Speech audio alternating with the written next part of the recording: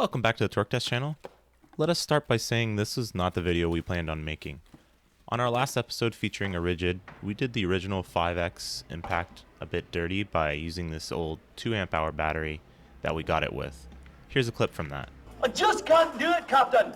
I don't have the power! So we plan to rectify that with a new battery and then test the newer Octane B version of this tool to see how it stacks up. Well, spoiler alert, that's pretty boring as they are near the same performance, within 3 to 4%, which could just be tool age or normal variation between tools, but they seem to be the same stuff under the hood with just new branding and specs on the box, which makes sense as apparently the original was designed with the same Octane battery pickups and communication technology as the new one. We'll get to that testing in a minute, but what's more interesting in our opinion is how much strapping a Ridgid's new Octane batteries on an impact wrench actually makes a difference.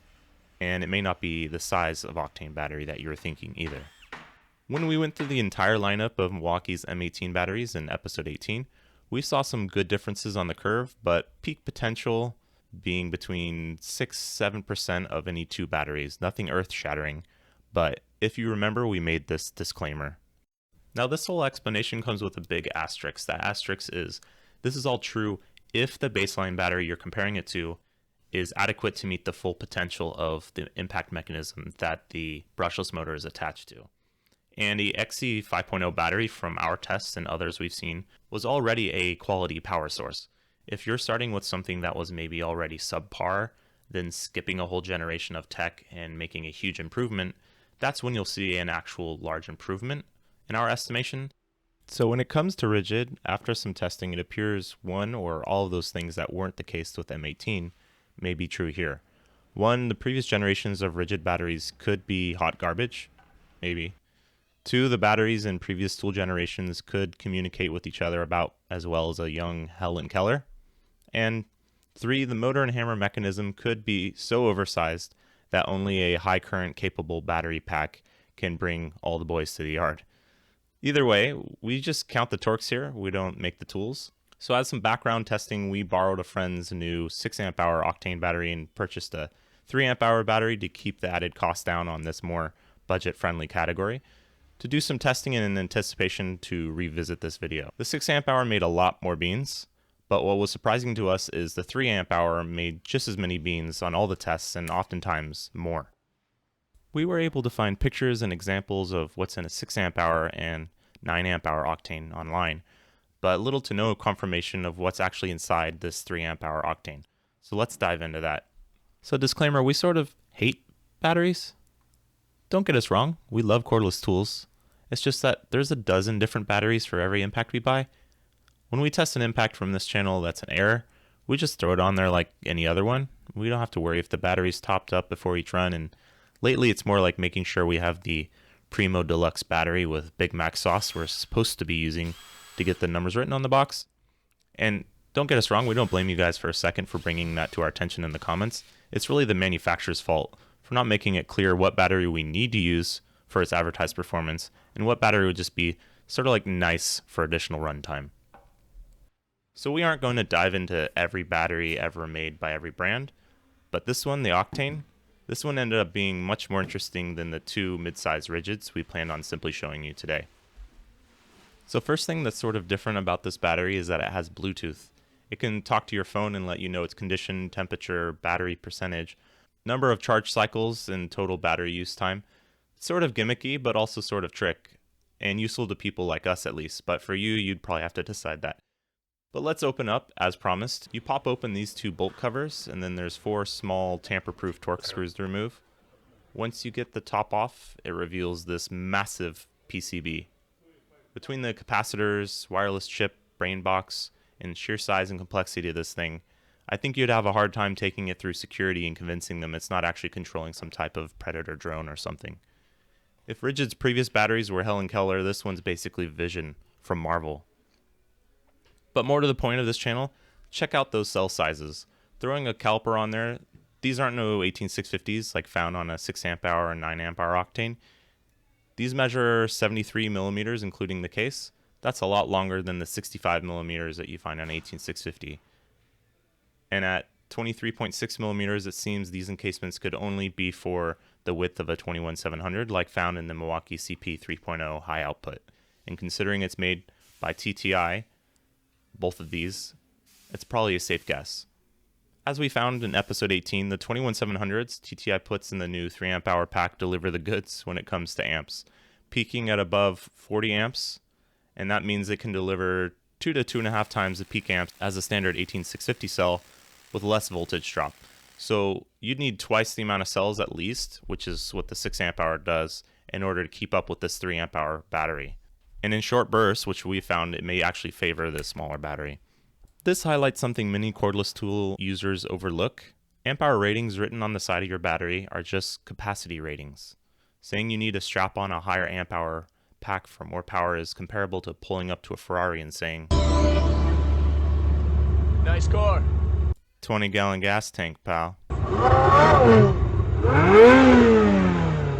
It might be easier to actually picture a car's fuel system. Here's our idea of how that would break down. Imagine a bottleneck at any one of these components. Moving from the gas tank size, the battery cell type and combined output would be your fuel pump.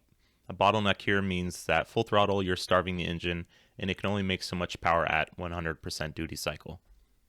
Next comes the wiring and connector size and quality. A bottleneck here is a literal bottleneck. You can only flow so much current through any circuit design. A car's brain box, like the tool, is the battery's brain box. Imagine a carburetor versus a standalone ECU with a state-of-the-art tune.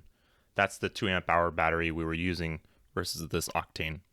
The motor is the car's engine, that's obvious. This is the heart of things, but requires a lot of supporting cast to make it meet its potential. Then last, the impact mechanism is the tires. Having all that power is not a lot of use if you can't efficiently transfer it to something that's going to move it forward. But at the risk of becoming the torque talk channel, let's get into it already. And as for that much larger 9 amp hour Octane battery, we feel one of the main draws for the Ridgid is its price advantage. So if we insinuated you needed to add a $169 battery in order to make this tool perform, it sort of defeats the purpose. As a reminder, these values on this channel are compared to an old school impact your father might have been using, being an honest 450 foot-pounds. See episode 1. This is the first of 3 tests, and the Ridgid mid-torque's first chance at redemption. This is the 5-second forward torque test. Instead of comparing the Octane versus non-Octane branded impacts, since that's virtually the same and boring, we're going to show the Octane battery versus the non-Octane 2 amp hour battery here. You'll probably notice the decibel meter on this dyno now. Nothing really to conclude yet, but we do have a theory that cordless tools are just as loud as air tools because it's a socket on the bolt making the noise. But it won't be in every video.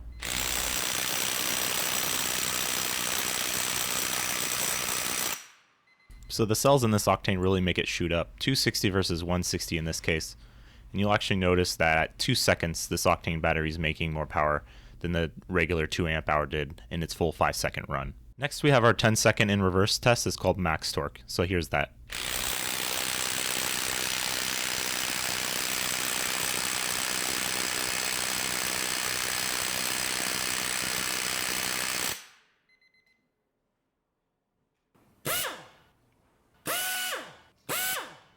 So again, a huge difference.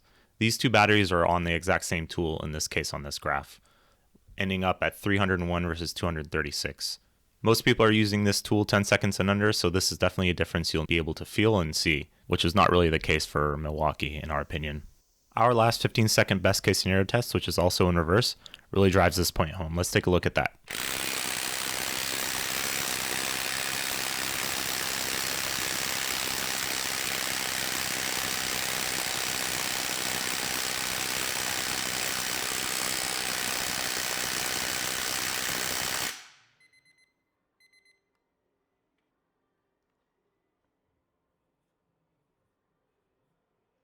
So 280 foot-pounds is the most that the previous mid-size Ridgid was able to make in our head-to-head series on the budget impacts. And so the Octane battery curb stomps that here. 394 foot-pounds, an increase of 114 foot-pounds. Within the category of the Ryobi and Heart that we showed in its last episode, that's head and shoulders above the rest. And 30%. You could be Helen Keller and still notice that. So you may be asking yourself right now, well, okay, 114 foot-pounds, that's a big difference, but what's with the 328 foot-pounds you put in the thumbnail? Well, if you think this is a big difference, wait till we get to the Ridgid high torque. We'll be doing that soon, and needless to say, it's night and day difference. So let's take another look at that ranking now that we've used an Octane battery. So here's our ranking chart. This is the mid-size category. As you noticed, the Ridgid is currently last. But we did leave this note that it redeems itself with different batteries, so that's what this video is. The model number gets updated to the B version because that's the Octane, and then its torque numbers get luckily updated to their much higher numbers. 301 becomes 30, 394, which is a huge bump, becomes 39 points. And then for its length, it's 7.7 inches long still, so that's just gets updated to 51.2 points.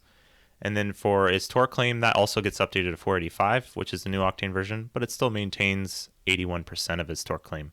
And then for cost, that also gets updated to $155, which is about the best it goes for right now. But that still increases its points rating to 38.1. So what is that total and how does it rank? That's 265.3 points, or 4th place, which is well ahead of the Hart and Ryobi we compared it to in its last episode, and knocking on the door of the Gen 1 Milwaukee. We actually think the power and performance between these two tools is actually pretty comparable. So considering you can pick up the Ridgid for $155 and that both of these two models, the Gen 1 and the Ridgid, were the latest from these two manufacturers last year, that's pretty impressive. And then lastly, as for notes, yeah, obviously you need to use Octane batteries on these Ridgid tools. If you don't, you're really just leaving torque on the table. So with all that good, there is some bad news to deliver. It appears Ridgid is closing down the Octane line of tools and batteries altogether. The new line of batteries that they're coming out with is called Max Output, and they have a series of tools coming out now and soon that are this next generation, which appear to be focused on being smaller. The new batteries dropped the Bluetooth feature from the Octane. Maybe they had too many complaints about that Bluetooth feature draining batteries slowly. We don't really know, but their new claim is to be the most powerful batteries they made yet. But I don't quite see room for 21700 cells in this width shown, and the prices are definitely starting out pretty high. Whereas Octane batteries will work on the new tools, and Octane tools can be powered just as well by the new batteries. But luckily you guys don't have to worry about listening to marketing jargon. You watch this channel where we can take the mask off and show how things actually work. Supposedly there's going to be also a all new mid torque and a slightly smaller high torque. As soon as those are available, you'll see them here. As we mentioned previously, we're going to be diving into the Ridgid high torque very shortly, as well as Makita's new mid torque and some viewer suggested testing that we've recently received in comments. If that sounds good to you, drop us a subscribe, and thanks for watching.